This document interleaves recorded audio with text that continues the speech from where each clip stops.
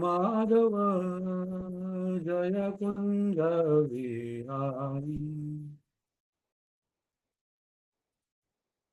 यशोदानंदन व्रज जन रंजन यशोदानंदन व्रज जन रंजन यमुना तीरावनचारी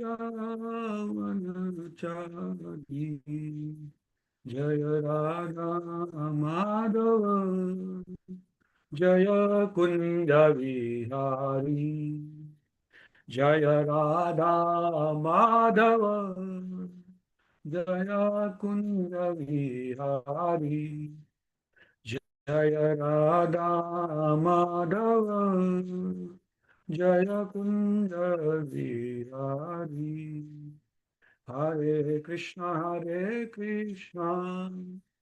कृष्णा कृष्णा हरे हरे हरे राम राम हरे हरे हरे कृष्णा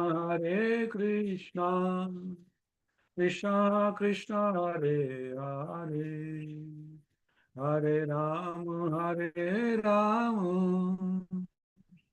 राम राम हरे हरे हरे कृष्णा कृष्णा कृष्णा हरे हरे हरे राम राम राम हरे हरे हरे कृष्णा कृष्णा कृष्णा हरे हरे राम राम राम हरे हरे हरे कृष्णा कृष्णा कृष्णा हरे हरे हरे राम राम राम हरे हरे जय जगन्नाथ जय बलदेव जय सुभद्रा माई सुदर्शना जय जगन्नाथ जय बलदेव जय सुभद्रा माई सुदर्शना जय जगन्नाथ जय बलदेव जय सुभद्रा माई सुदर्शना जय राधा माधव श्री राधे जय राधा माधव श्री राधे जय राधा गोपीनाथ राधा गोपीनाथ श्री राधे जय राधा गोपीनाथ राधा गोपीनाथ श्री राधे जय राधा श्याम सुंदर राधा श्याम सुंदर श्री राधे जय राधा श्याम सुंदर राधा श्याम सुंदर श्री राधे जय राधा दामोदर राधा दामोदर श्री राधे जय राधा दामोदर राधा दामोदर श्री राधे जय राधा कृष्ण चंद्र श्री राधे जय राधा कृष्ण चंद्र राधा कृष्ण चंद्र श्री राधे जय गौरानिता गौरानिता जय गौरानिता जय गौरानिता जय गौरानिता जय गौरानिता जय गौरानिता जय जय प्रभुपाद जय जय प्रभुपाद जय जय गुरुदेव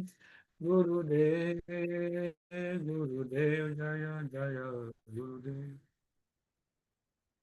श्री प्रभुपाद की जय Hare Krishna. So today we'll be discussing the shloka number 30 of 20th chapter of 4th canto, Srimad Bhagavatam. So we'll startly short the shloka reading and then we'll start the discussion. Hare Krishna. So I'm just projecting the shloka on the screen so that devotees can read it. Yes. We'll start the recitation shortly after the mantra. Om Namo Bhagavate Vasudevaya Narayanam Namaskritam Naranchaiva Narottamam Devim Saraswatim Vyasam Tado Jaya Mudire Nashtaprayashu Avadreshu Nishtam Nityam Bhagavata Sevaya Bhagavati Uttama Shloke Bhaktir Bhavati Naistiki Om Ajnanatimirandasya Jnananjana Shalakaya Chaksharunmilitamena Tasmai Shri Guruve Namaha Shri Chaitanya Manobhishtam Sthapitamena Bhutale Swayam Rupa Kadamyam Dadati Sapadantigam Vandeham Sri Gurum Sri Yuta Padakamalam Sri Gurum Vaishnavansya Shri Rupam Sagrajatam Sahagana Raghunathanvitam Tam Sijivam Sadvaitam Sarvadutam Parijana Sahitam Krishna Chaitanya Devam Sri Radha Krishna Padan Sahagana Lalita Sri Vishakavitam Sha He Krishna Karuna Sindhu Dinabandhu Jagatpate Gopesha Gopika Kanta Radha Kanta Namastute तप्त कांचन गौरांगी राधे वृंदावनेश्वरी वृषभानुसुति देवी प्रणमामि हरि प्रिये वाञ्छाकल्पतरुभ्यश्च कृपा सिन्धुभ्य एव च पतितानां पावनेभ्यो वैष्णवेभ्यो नमो नमः जय श्री कृष्ण चैतन्य प्रभु नित्यानंद श्री अद्वैत गदाधर शिवासरि गौरभक्तवृंद हरे Krishna Krishna Krishna Hare Hare Hare Ram Ram Ram Hare Hare Hare Krishna.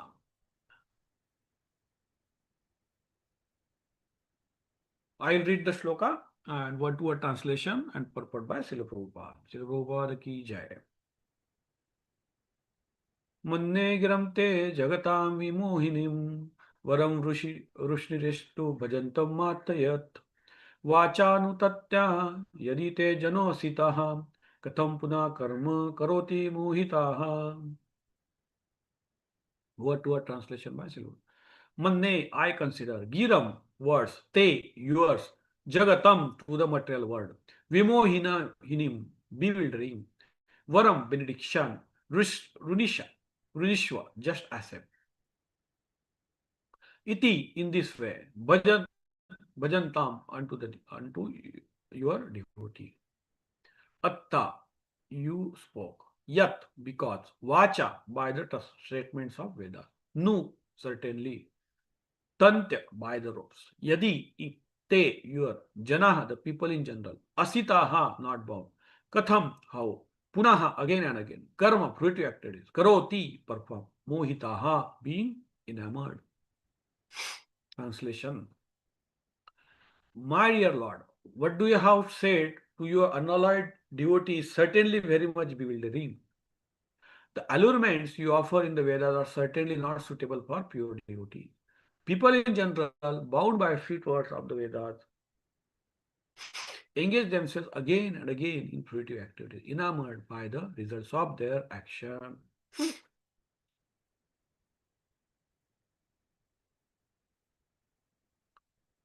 Purport by Srila Prabhupada. Srila Narottam Das Thakur, a great Acharya of Gaundiya Sampradaya, has said that persons who are very much attached to the fruitive activities of the Vedas, namely Karma Kanda and Jnana Kanda, are certainly doomed. In the Vedas, there are three categories of activities known as Karma Kanda, that is fruitive activities, Jnana Kanda, philosophical research, and Upasana Kanda, worship of different demigods for receiving material benefits. Those who are engaged in Karma Kanda and Jnana Kanda are doomed in the sense that everyone is doomed who is entrapped by this material body, whether it is the body of demigod, king, lower animal, or whatever. The sufferings of threefold miseries of material nature are the same for all. Cultivation of knowledge to understand one's spiritual position is also to a certain extent waste of time. Because the living entity is an eternal part and parcel of Supreme Lord. His immediate business is to engage himself in devotional service.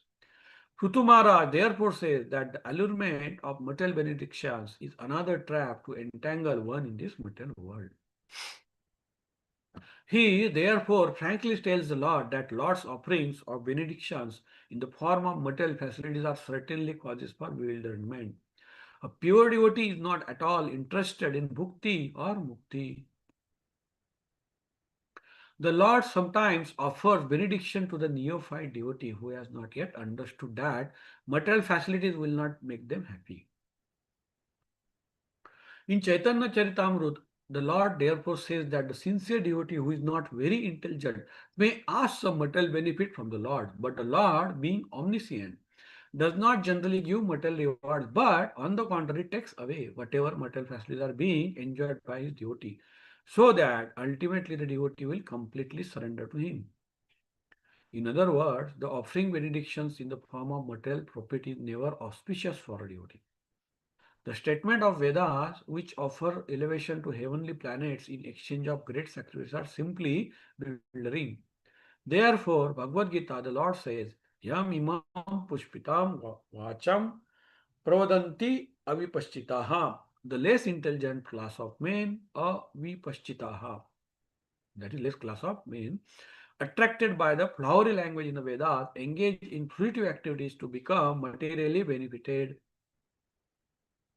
Thus, they continue life after life in different bodily forms to search very, very hard. Srila Prabhupada ki jai. मन्ये गिरं ते जगतान्विमोहिनीं वरं वृणिष्वेति भजत्तमात् यत् वाचानुतन्त्याः यदि ते जनअसिताः कथं पुनः कर्म करोति मोहिताः. My dear Lord, what you have said to your unallied devotees is certainly very much bewildering. The allurements you offer in the Vedas are certainly not suitable for pure devotees. People in general, bound by sweet words of the Vedas, engage themselves again and again in fruitive activities enamored by the results of their actions. Srila Prabhupada ki jai. Okay.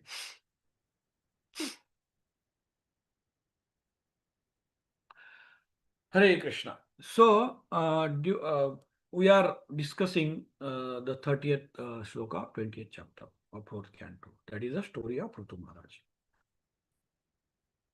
I'll just one pranam mantra and then we'll continue the discussion. नमो विश्वपदाय कृष्णप्रस्थाय भूतले श्रीमदे जयपताका स्वामिनिति नाम्ने नमो आचार्य पदाय निताय कृपा प्रदायने गौरकथा दमदाय नगरग्राम तारिणे नमो विष्णुपदाय कृष्णप्रस्थाय भूतले श्रीमदे भक्तिवेदांत स्वामिनिति नाम्ने नमस्ते सरस्वती देवे गौरवाणी प्रचारिणे निर्विशेष शून्यवादी पाश्चात्य देशतारिणे जय श्री कृष्ण चैतन्य प्रभु नित्यानंद श्री अद्वैत गदाधर शिवासरि गौर भक्त वृंद हरे Krishna Krishna Krishna Hare Hare Hare Ram Ram Hare Hare Hare Krishna Krishna Hare Hare Ram Hare Hare.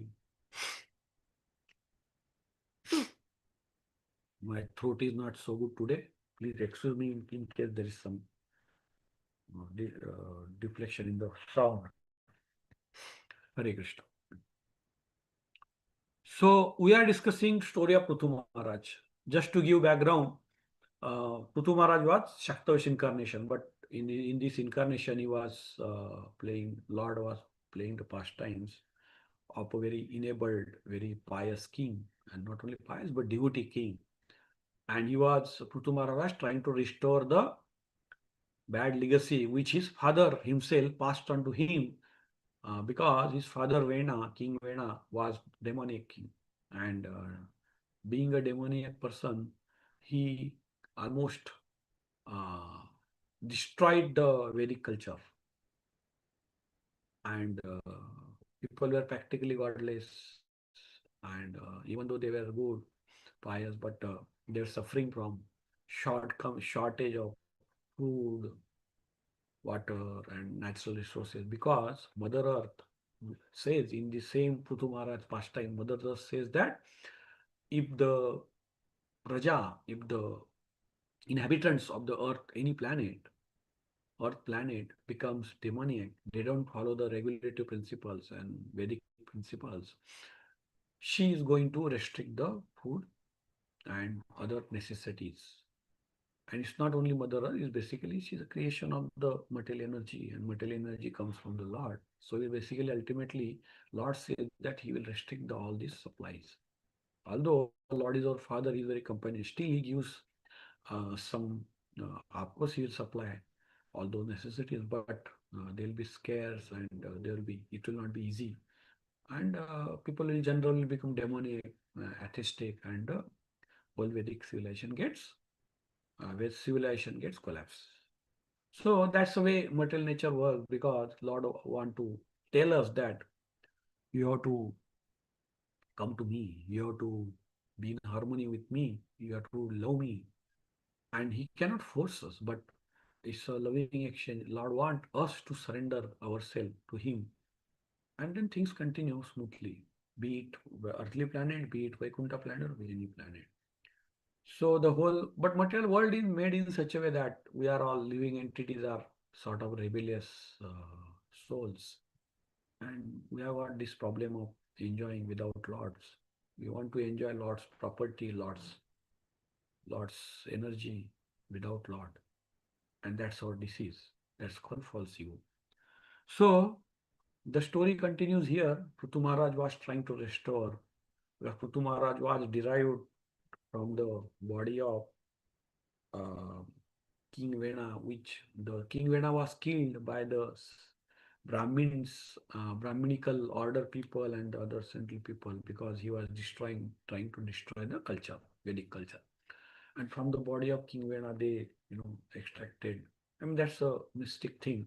But the point here is, Prithu Maharaj has to come, who is a Shaktavesh incarnation of Lord himself. Prithu Maharaj has to come, he has to restore the Vedic principle.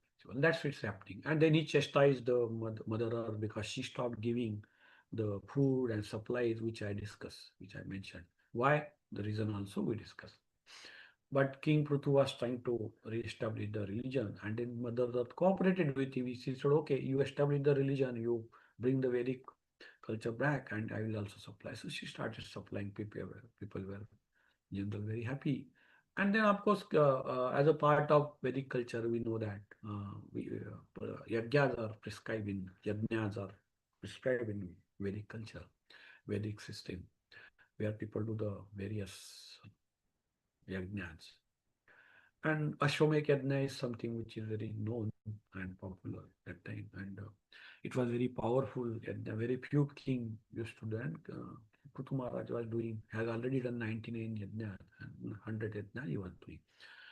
Lord Indra got upset with this because Lord Indra is the chief of demigod. Although he is a demigod, he is a pious entity, but always there is a uh, jealousy. Material world is made such. He is he is the chief of demigod. He is in material world. Ultimately, we are in material world. He is also in material world, be it heavenly planet or earthly planet or the hellish planet. Doesn't matter. But jealousy, kama, krodh, lobh, mada, will be there. Although he is a pious king, he has this problem. So he felt insecure. Oh, King Prutu is very powerful, very pious, devotee, and he may take out my position. These all, that's the nature of material world. There's always a envy, there's always a jealousy. Because we are trying to hanker for material positions, puja, pratishta, like that. So, King, and then King Indra tried to interrupt the yajna by hijacking taking away the Ashwamedh means horse, which are meant for sacrifice. Although, and of course, I mentioned in earlier, and we know that Prabhupada has, of course, clarified because although there were animals were sacrificed, say for example, maybe a horse was sacrificed. That doesn't mean it was killed and then his flesh was eaten, and that's the way we take, but that's not right understanding. The animal was given the higher birth, next level birth, or human birth by the mantras. He was not killed per se. His body was taken, his soul was elevated to next, and that was a mystic. That was done with the power of mantras, and the Brahmanas used to do that. Yajnik Brahmana used to do that, very expert in chanting mantra. They are very pure, and that's what astronomy. So these are the process, and we should not misunderstand. Oh, it was some animal killing and all that.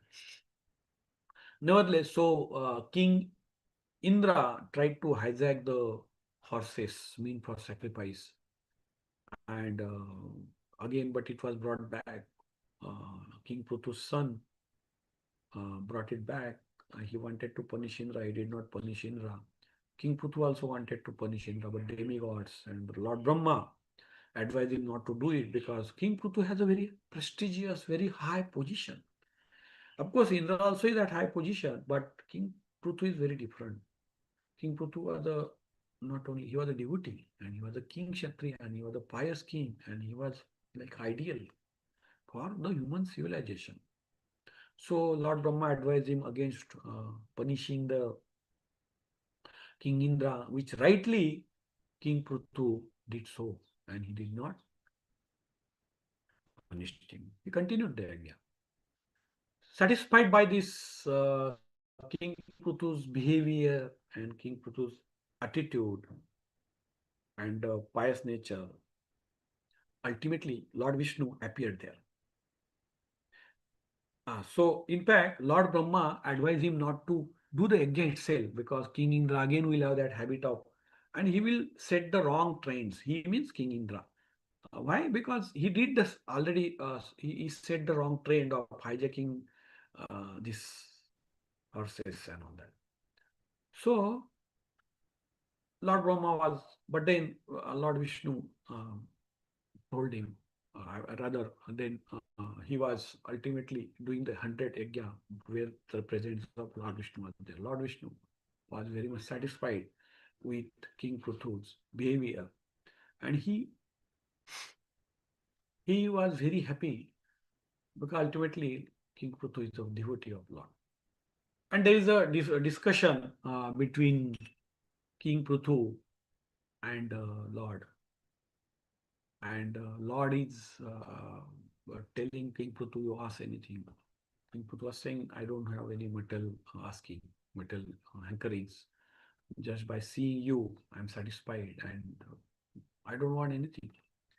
Anyway, nevertheless, and then King Pruthu was so enamored by the love of Lord.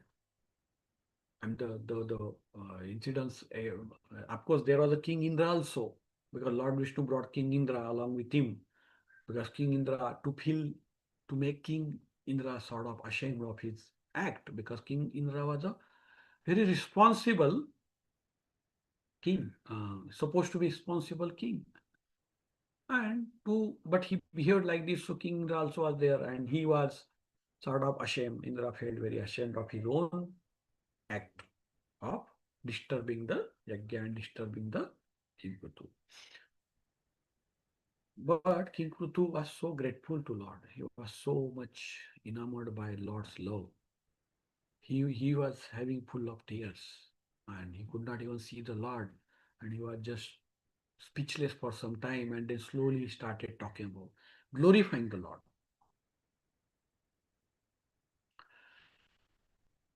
It's a beautiful prayers means he's saying that Lord, you are the Lord of universe, of course. Lakshmi Mata do the service to you. She's always serving your lotus feet. I also desire so. And she should not take me as a competitor. She should forgive me because I am also having aspiration of serving your lotus feet. So beautiful player, such a very nice, very fine feelings King Kutu is expressing. And he is very grateful to Lakshmi Mataji also, Lord Vishnu also, of allowing him to do his service.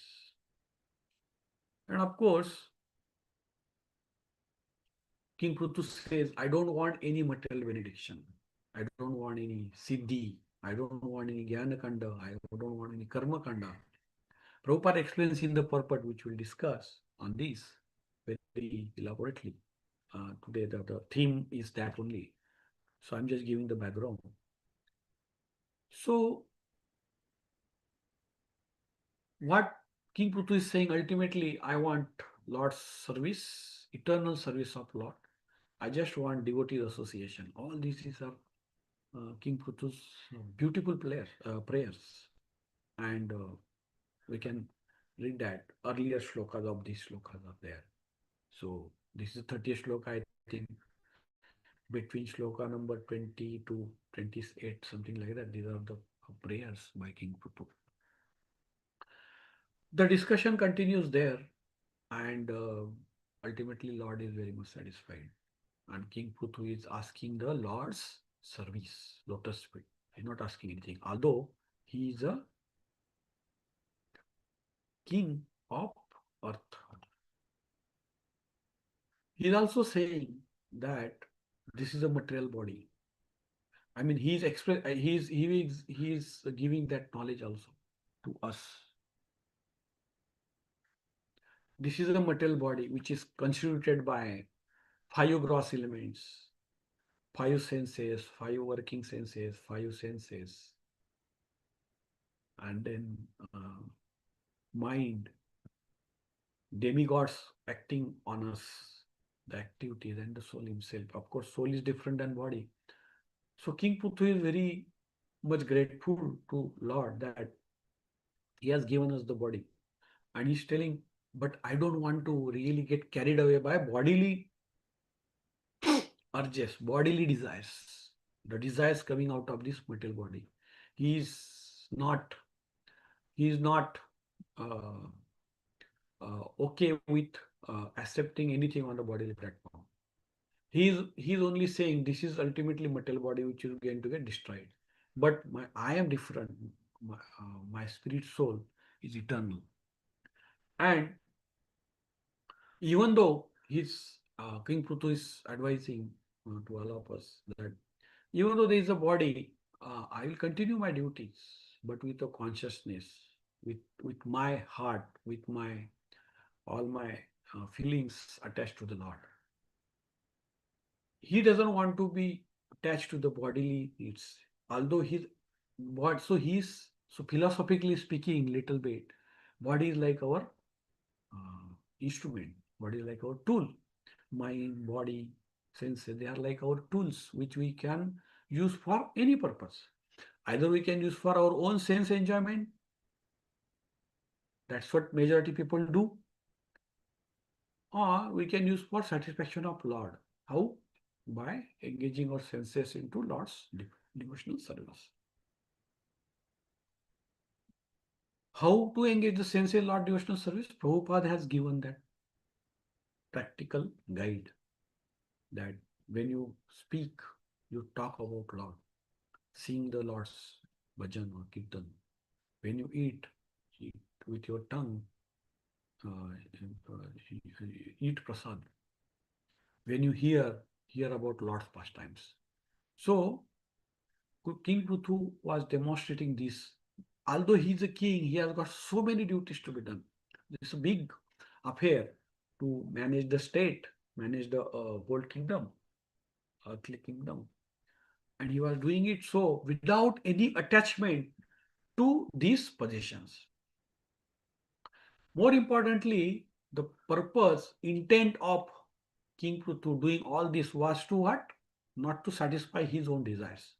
His whole intent was to satisfy Lord. But how you are satisfying the Lord? Lord expressed that desire because Lord wanted King Pruthu to re-establish the religion, re-establish the Vedic religion on the earth, which was otherwise destroyed by his predecessor king. But he was no more attached to this kingdom or all those paraphernalia and then sense objects. He was utilizing all those things for the service of the Lord. And that is a way we, all human beings, all the living entities, should follow these footsteps. That we have to live in this body. We are still attached to this body, mind. All this is there. We have to do our day-to-day work, duties, as per the based on our natural inclination. We have to follow that. We have to maintain the body. The purpose of our maintaining the body should be to ultimately cultivate the love for the love God, Godhead, love for Krishna, and use this body to maintain it nicely, have comfort in the sense that we don't get too much disturbed by bodily needs or bodily diseases and all that. So we have to continue exist in the body and change our consciousness slowly from this bodily consciousness to Krishna consciousness. That's the whole formula. That's how bhakti is. And bhakti follows the basic principles which we have to follow and cultivate. Ultimately, bhakti is it's a feeling, it's a emotion. We have to cultivate that feeling or emotion of the love towards the world. It's not mental speculation. It's not dry philosophical speculation. It's not just some karma. So this is the way Tomorrow was doing. And then in this particular sloka, I'm just reading the Maharaj. My dear Lord, what you have said to your unalloyed devotee is certainly very much bewildering. The allurements you offer in the Vedas are certainly not suitable for pure devotees. People in general, bound by sweet words of the Vedas, engage themselves again and again in fruitive activities enamored by the leaders. Now, let's understand the context. Prabhupada brought those context properly. So, Prabhupada explains here. So, this particular sloka suddenly brings the Vedas into picture.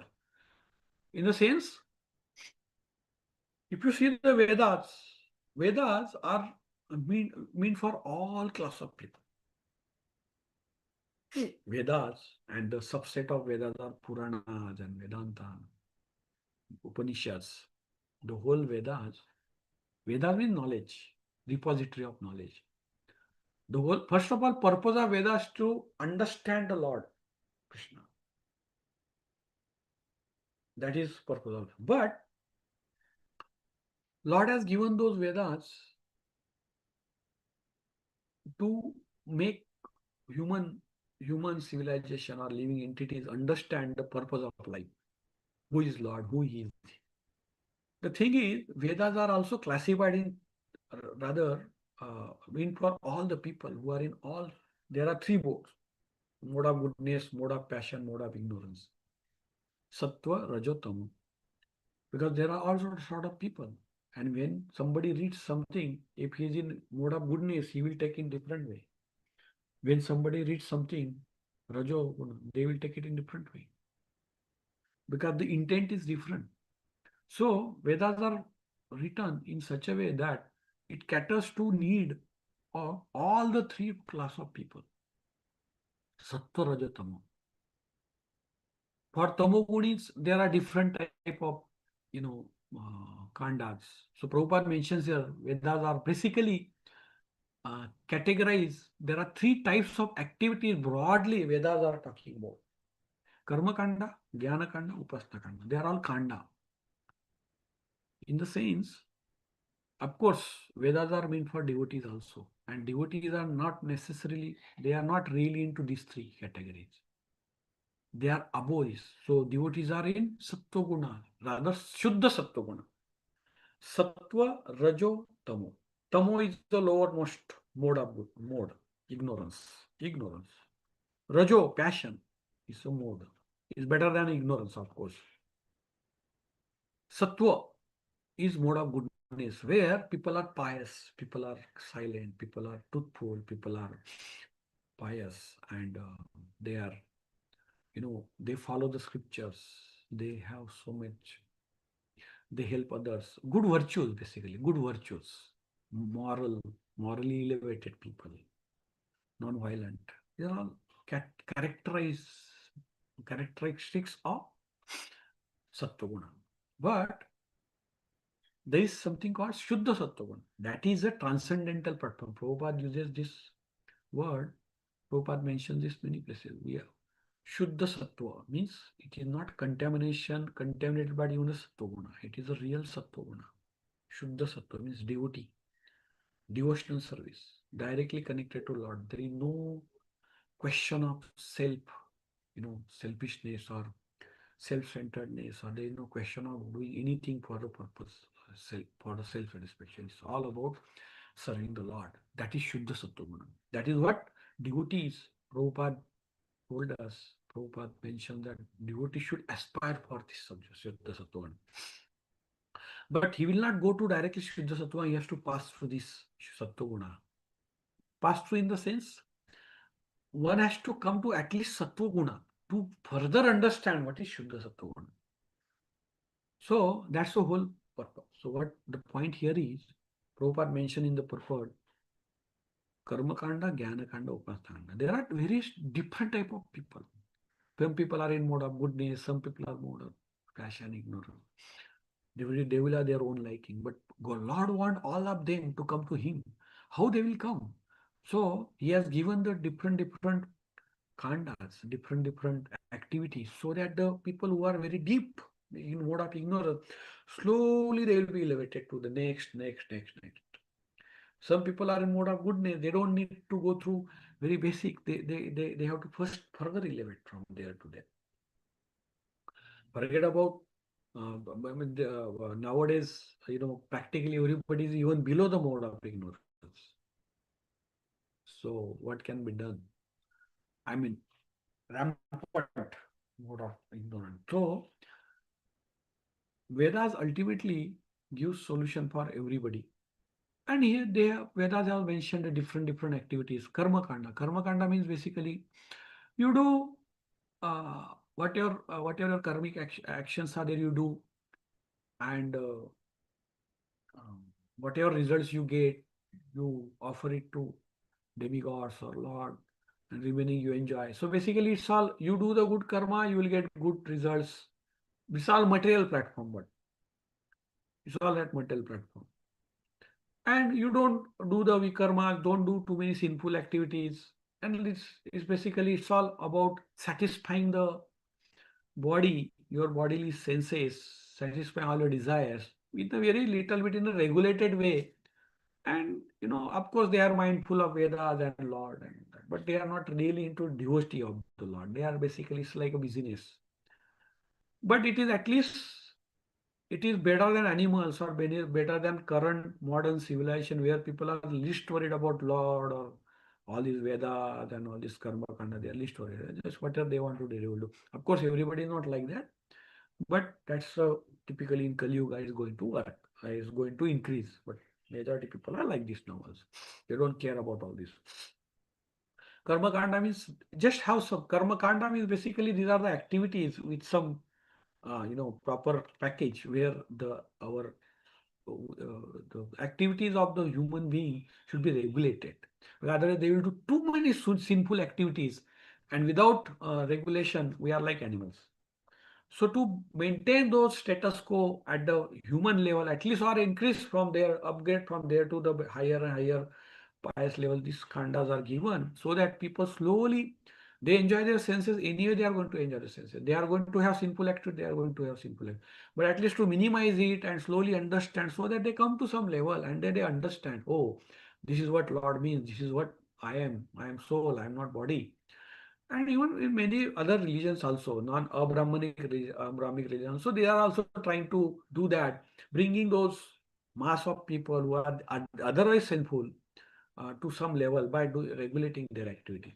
These are other religions also doing, but in Vedas and in Sanatan, it is done in a very structured and very, you know, elevated way.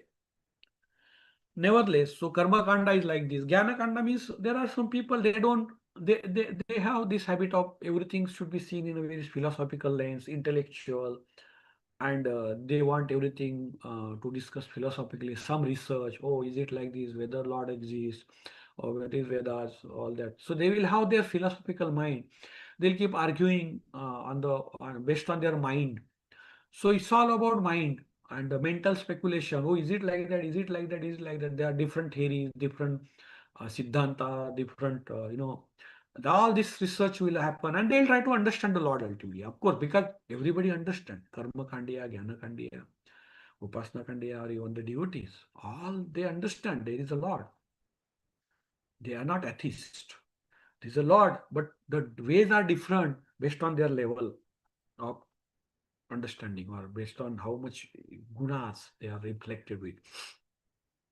So there's some people they like to go by some philosophical route and mental speculation route. They will have a lot of discussion, this, that. Gyanakanda, Gyanakanda is there. So you can see many philosophers, many even in India, in the Hindu philosophy or Indo Sanatan philosophy, there are many like this, logic-based understanding. Of course, it's not recommended. Prabhupada says these are all meant for, lower quality people. They are doomed in one sense. Of course, doomed that people are doomed. It's not that Gyanakanda is doomed, but people are like that. Because ultimately, we are proper rights. Why they are doomed? Because ultimately they keep hovering into material plane only. Material activities. Of course, slowly they'll go to elevated, but then it's very slow process, and probably that's not recommended. And that's why Srimad Bhagavatam is cutting all those irreligions, or rather, I will not call it irreligions. Kaitav dharma means degraded religions or lower level religions or cheating religion. Srimad Bhagavatam says, no, karma kanda, jnana kanda, upasana kanda. These are all khandas. All, yes, they are in Vedas, but they are not to be. They are not ultimate. They are not taking you anywhere, or they will be very slow. Better you directly follow the Sanatan Dharma or Bhakti. You follow the Bhakti. So, anyway, Prabhupada explained this. So, Jnana Kanda, Upasana Kanda also is there. Upasana Kanda means materialistic people, they want benefits, material benefits to enjoy the senses. So they will satisfy the with different demigods because ultimately demigods gives us ultimately in the sense apparently demigods gives us all those supplies which are meant for our sense enjoyment ingredients and to satisfy the demigod they will have some upasana some worships um, and demigod will satisfy you will get that benediction you will be enjoying that you like that you satisfy you worship Ganesha he will give you the material intelligence you satisfy this you satisfy them this demigod that demigod you will get some siddhi or some benediction which we can use for your sense enjoyment but it is not completely rejected by Vedas because Vedas ultimately say that not all people will be same. So we as a devotee, of course, we are devotees. We are trying to be devotees, of course. We are by following Prabhupada's. And we should not ridicule or we should not demonize or we should not undermine those demigod worship. We should say yes. We should understand that yes, they are not ultimate. They are not complete. They are not perfect, and they are not meant for devotees. We should very careful about this. But we should understand that all those is part of Vedas because there are different type of people. That's what we discuss. Tamoguni, Rajoguni. And unless they are given this sort of slow, upgraded process, they may not turn up to decide Vedas and they will become atheist or they will be too much sinful and ultimately get into animal body. So maintain the status quo or to slowly upgrade them in the evolution. These are all given. So we should understand. Gyanakanda will not take us anywhere because why? Because it all solely depends on our so-called material intelligence and material mind. Now material mind is all we cannot depend on that because we know mind is flickering, intelligence is not perfect. So we are not perfect, we are full of defects. Vedas, Bhagavad Gita says that we are full of defects. And with all those defects, whatever we understand, whatever we speculate is going to be imperfect. It may be right sometimes, it may be wrong many times. Doesn't matter ultimately, right or wrong. Even the one wrong thing can take us to the hell. It's like doctor is doing some surgery and he does one wrong thing, one. So he cannot say, oh, 10 things I did rightly, but 2 things I did wrong. It is okay, it's not okay.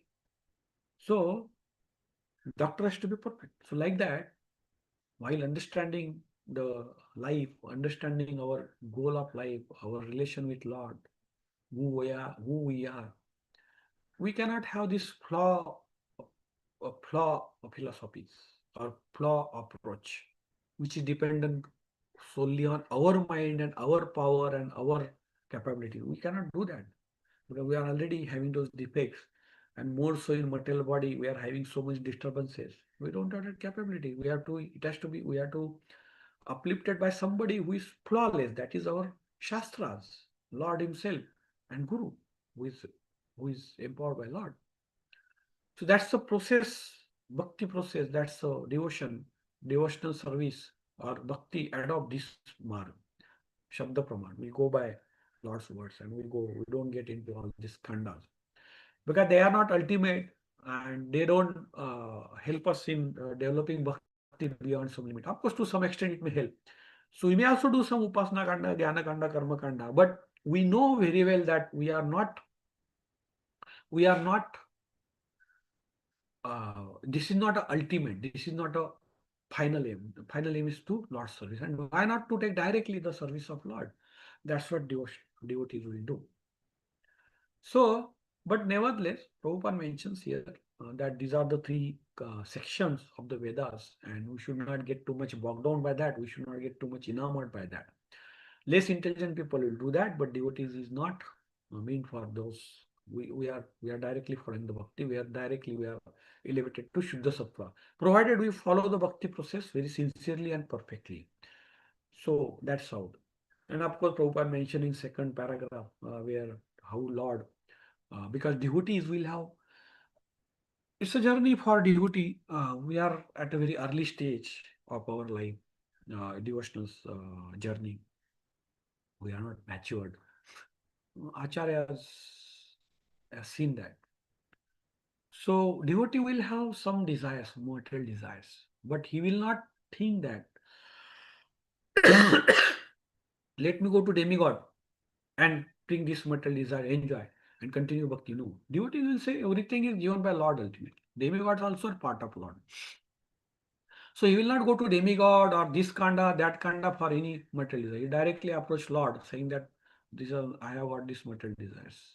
But I want to, but with intention that devotee should understand that material desires are there, but ultimately they are meant for eliminating it at some point of time.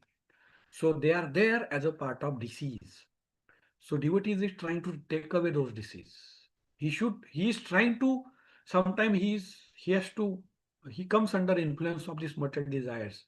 You may ask something to Lord, Lord will give, or sometimes Lord will not give, because that's the beauty of doing Lord Krishna's devotional service. What is the beauty? Demigod, if you want to give you some material benediction, they'll give you, but you will be more and more attached to those material benediction, and you will keep more and more, you will keep asking. And the real purpose of life is missed. That is devotional service. So that is why we should not go to demigod for any material benediction, because it will not solve our problem. It will keep increasing that hankering. That's how it is. But if you go to Lord for any material benefit, Lord says that even though you have got some material desire, please come to me. But Lord will give that material benediction sometimes in such a way that next time you will not ask that. You will not be. What is this? I asked from the Lord material benediction, but there is something better, something very divine, which I should ask from you. That is His service. That is His devotion. And so that understanding, that intelligence, Lord will give, so that ultimately we forget all these material desires. We become clear. We become purified by those material from this material desire. That is the way Lord will satisfy our desires, even material desire. That's why we should go to Lord for satisfying material desires, if at all. First of all, we should not have material desire. We should try to minimize it by our own effort. It's not that, oh, perennially you go to, oh, material desire, please, Lord, please give me, satisfy material desire. Okay, I'll continue bhakti. No, that's not the attitude. That's not the right attitude. Our right attitude should be, we should, first of all, not go to Lord for any material desire. If at all we have to go, you go to Lord for material desire. But firstly, we should try to minimize those material desire. Understand philosophically, by philosophy, by tattva, by our intelligence.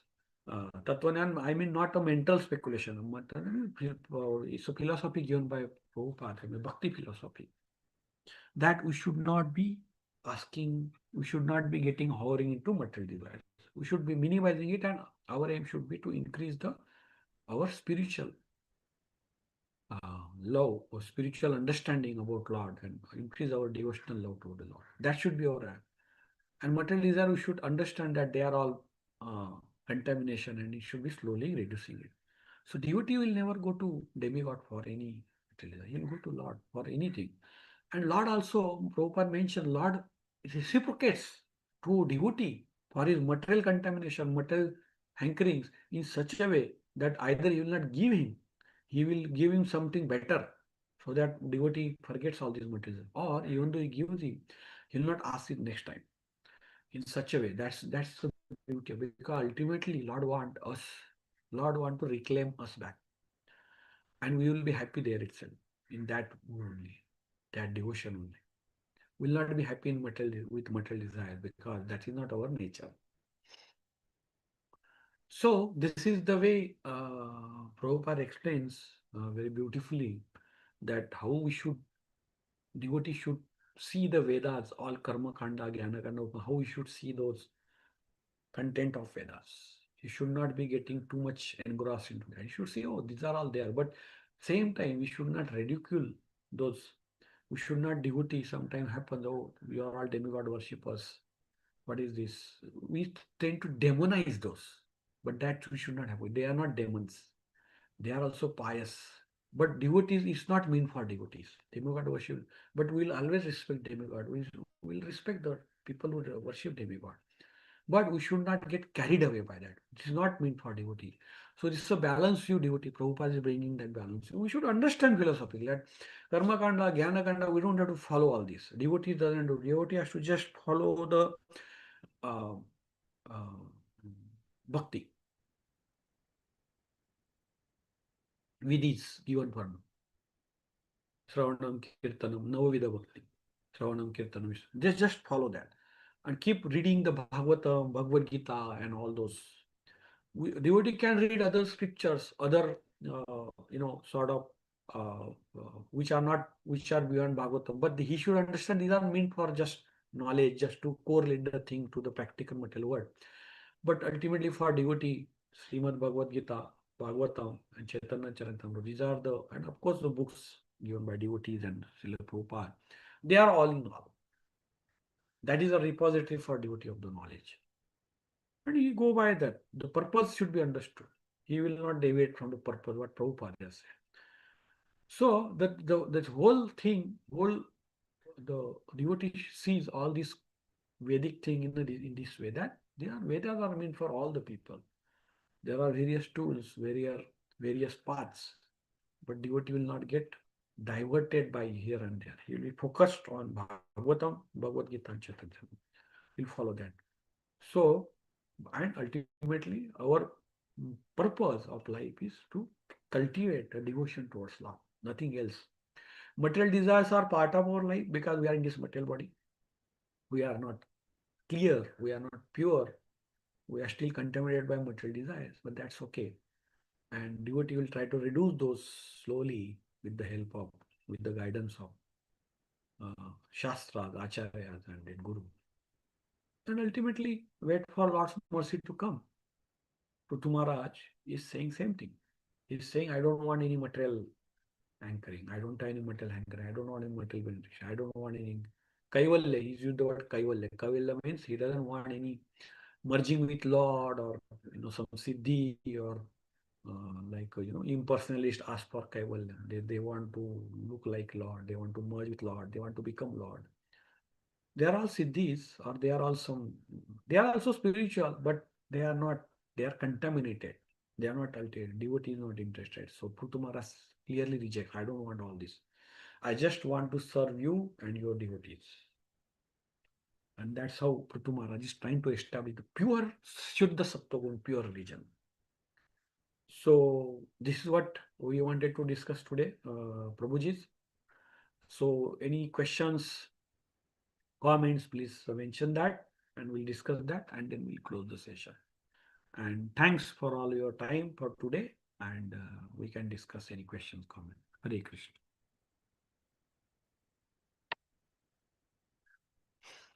So, okay. So if there are no questions, Hare Krishna, Prabhu, Pranam. Dandavata Pranam, Prabhuji. Hare Krishna. Yes, Prabhuji. Yeah, Prabhuji. So, Prabhuji, thanks for a wonderful class, Prabhuji. Prabhuji, there are a couple of questions like, yeah, in the, yes, can you hear Prabhuji. me, Prabhu? Yes, Prabhuji. Please Hare go ahead. Krishna? Yes.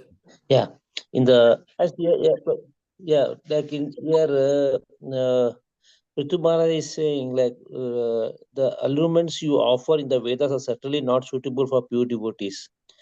People in general, bound by the sweet words of the Veda, engage themselves again and again in fruitive activities. What is written in translation, Prabhuji?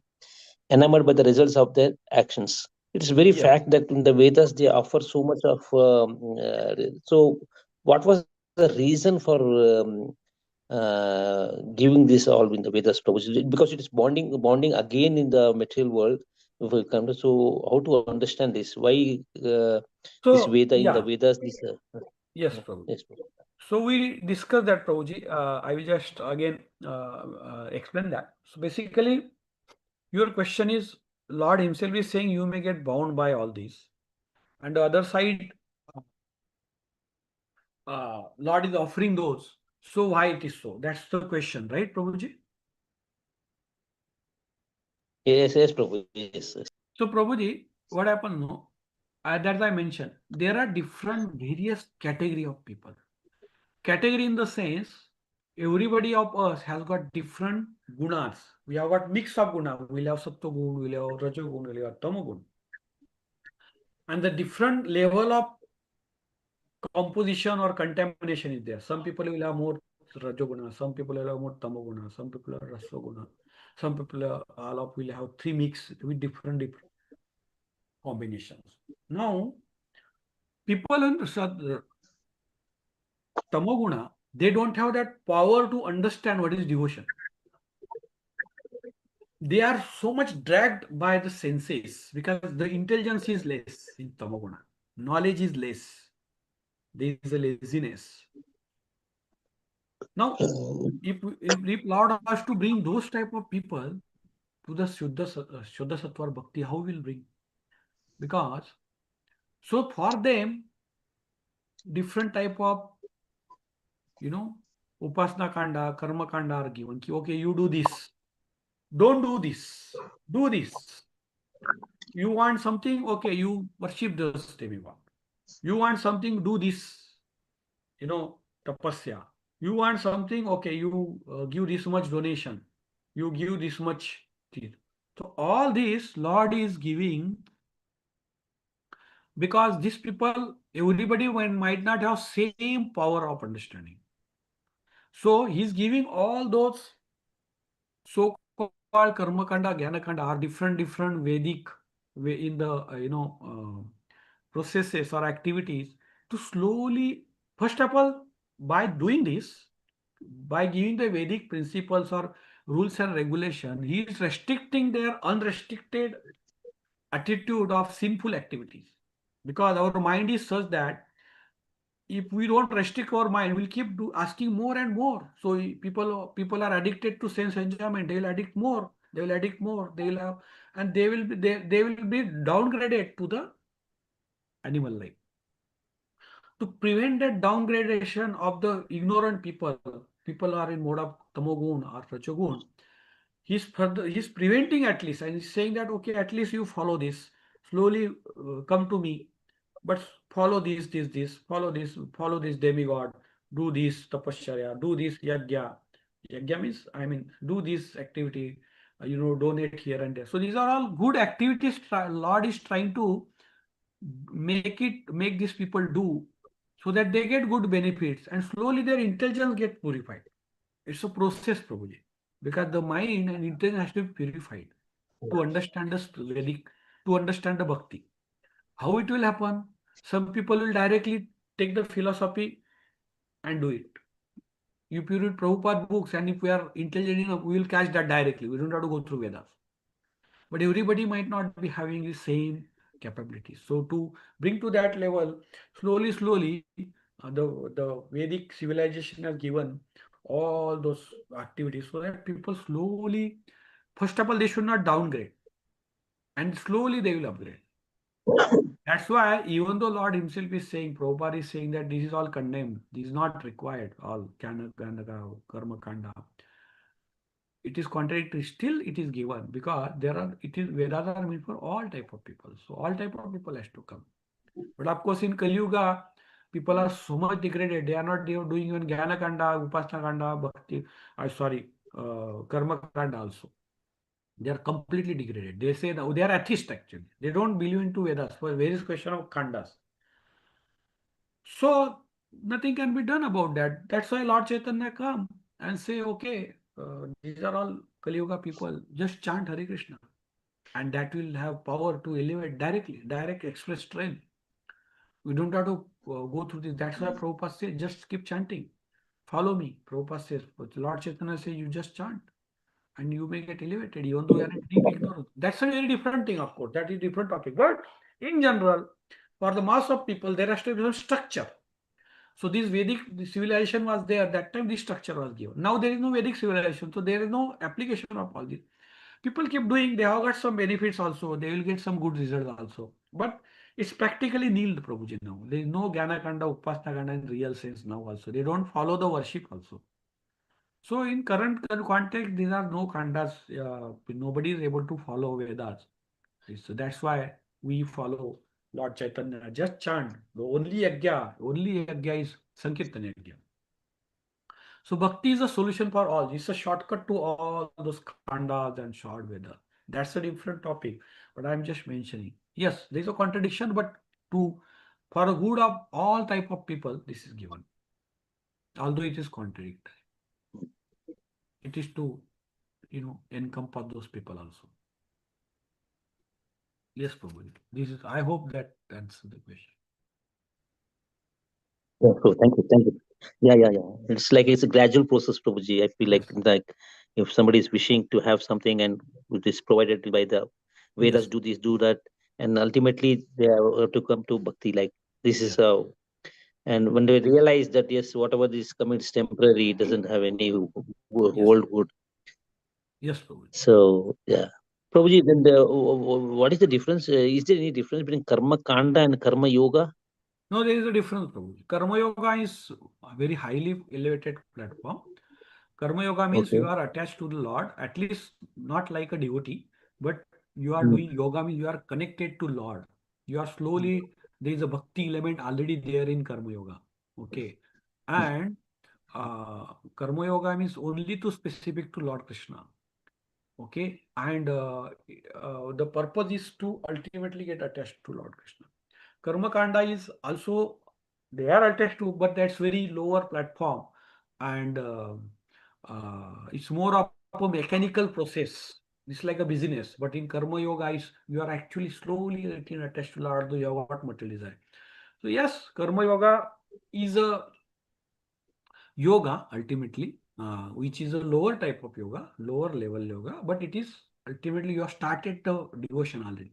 Karma kanda means it's like a it's activities. Okay, of course, in Vedas also ultimately Vedas are meant indirectly karma kanda also will take to karma yoga, but it's not direct method. It's not direct karma yoga. Karma kanda means is you will have different demigod, you will have different activities and that sort of. It's like a just activity, and the slow devotion to Lord is practically very less there.